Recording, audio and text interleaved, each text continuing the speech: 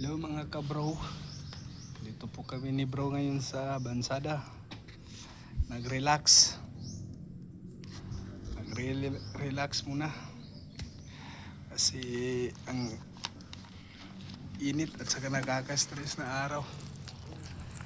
Ang ganda ng tanawin. Ito lang ang nakakawala ng stress. Sinong hindi pa nakamove on dyan, pumunta na dito sa Bansada. Siguradong makakamove on kayo. Gaya namin. Ito si bro. Guys, dito dalawang kami na. Dalawa lang kami. Dalawang kami na hike ko. Ang dami.